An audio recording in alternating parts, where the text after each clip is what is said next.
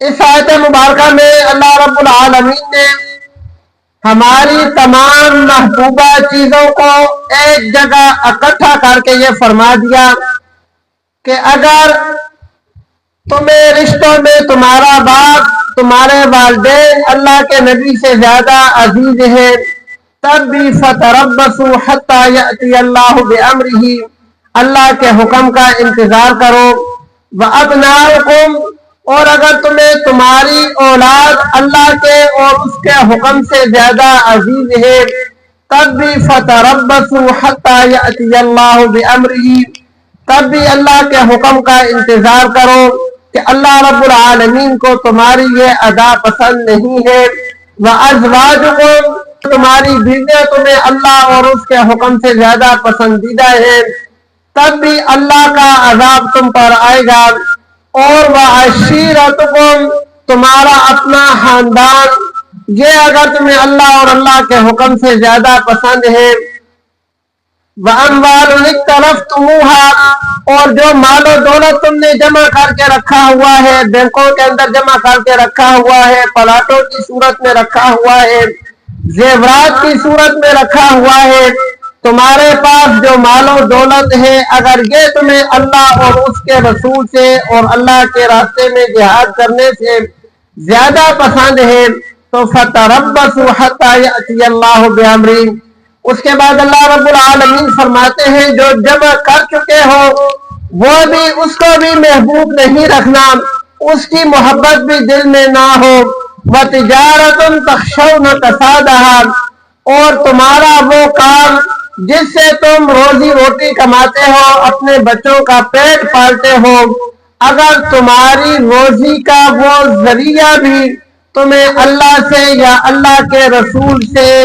اور اللہ کے راستے میں جہاد کرنے سے زیادہ پسند ہے، فَتَرَبَّصُوا حَتَّى يَأْتِيَ اللَّهُ بِأَمْرِهِ۔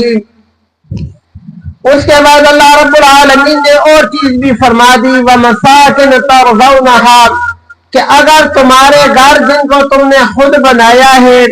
ایک ایک اینٹ اپنی خوشی سے رکھی ہے، سارا ڈیزائن خود بنایا ہے، کہاں پنکھا لگانا ہے، کہاں کمرے کا روشن دان رکھنا ہے، کتنی کمرے کی ہائٹ کرنی ہے، کتنا صحن رکھنا ہے، یہ ساری چیزیں تم نے اپنی مرضی سے بنائی ہیں تو بنا لو، لیکن یاد رکھو ان سب چیزوں سے میرے محبوب کو مقدم رکھو گے تو بات بنے گی، اور اگر میرا محبوب تمہیں ان سے زیادہ محبوب نہ ہوا فَتَرَبَّصُوا حَتَّى يَأْتِيَ اللَّهُ بِأَمْرِهِ، تو انتظار کرو پھر اللہ رب العالمین کے عذاب کا۔ تو اللہ رب العالمین نے پاک پیغمبر صلی اللہ علیہ وآلہ وسلم کی محبت کے لیے یہ پیمانہ مقرر کیا ہے۔ صحابہ کرام رضوان اللہ تعالی علیہم کی زندگی کو جب ہم دیکھتے ہیں کہ وہ اس پیمانے پر پورے اترے ہیں کہ نہیں اترے تو ہماری آنکھیں حیران رہ جاتی ہیں کہ اللہ رب العالمین نے صحابہ کرام رضوان اللہ تعالی علیہم کی کیسی جماعت تیار کی تھی کہ وہ ان سارے کے سارے پیمانوں پر پورا اترتی ہے۔ صحابہ کرام رضوان اللہ تعالی علیہم کی جماعت ایسی جماعت تھی کہ یہ ساری چیزیں ان کے ساتھ تھی مگر اللہ کے رسول کی محبت ان سب سے اوپر تھی، اور یہی چیز آپ صلی اللہ علیہ وآلہ وسلم نے واضح الفاظ میں بھی فرما دی،